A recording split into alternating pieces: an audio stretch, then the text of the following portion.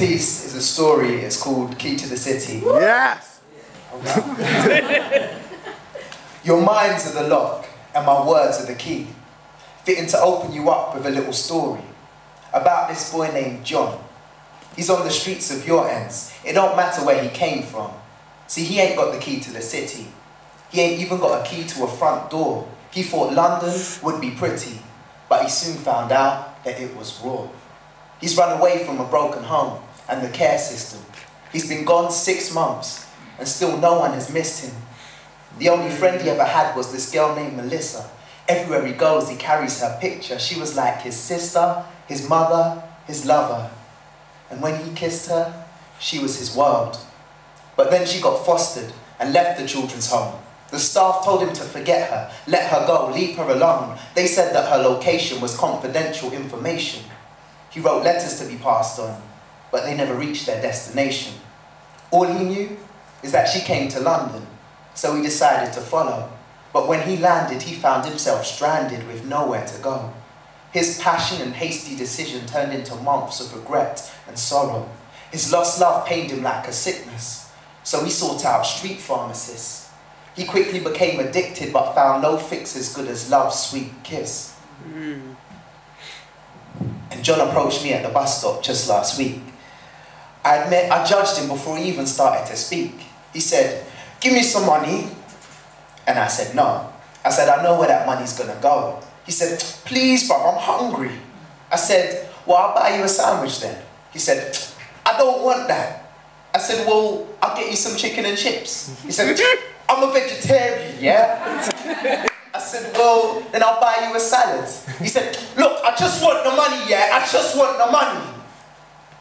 I said, "Well, I just want many things, but beggars can't be choosers." He said, "I ain't a beggar, bruv. I ain't a beggar." And I said, "Well, then I beg you, bruv, just move on." And that was the last I ever saw of John. But I thought about him all day long. See, I felt a bit ashamed and a little bit guilty, but mostly I felt lucky. Because although I don't have the key to the city, I got keys to houses in Wembley, Stonebridge, Harlesden, Cyprus, from northwest London to the Mediterranean. Wherever I lay my hat, that's my home. I've been to Paris, Amsterdam, Barcelona, Egypt, and you know what? It's all the same. Just people on a hustle, locked in a city mind state. Businessmen and men in the business of making a profit at all costs. Career women and women whose careers are taking all their clothes off. School kids and kids getting schooled by the streets, used by the streets, abused by the streets, confused by these streets. And they're portrayed in music and on TV. See me, I'm from North Wheezy, but I'm not on channel aka repping ends. And I don't roll with a crew, just a few close friends. I make moves on my Oyster card, I don't drive a Benz. I got £10 in my pocket until the week ends. I speak on Facebook because T-Mobile locked off my phone. But my friends come check me still, see I'm never alone. But this city can be lonely.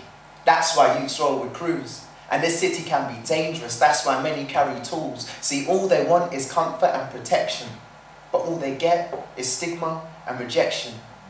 And they get locked up for one stupid mistake, and they're caught in a cycle so hard to break, either in and out of prison or on and off the junk, or both in many cases. And John, he's well on his way. His story is one of many misguided youths and runaways. See, John went on to get some money later on that night. He jumped a girl in an alley, taking advantage of the lack of light. He grabbed her from behind and put a knife to her neck. He hadn't done this before. He was a desperate and nervous wreck. He told her not to move, but for some reason she tried to turn around. His knife ran her through, and he dropped her, face down on the ground. He took her purse, bought his medicine, and forgot the whole day, while his lost love, Melissa, lay bleeding in an alleyway. Thank you.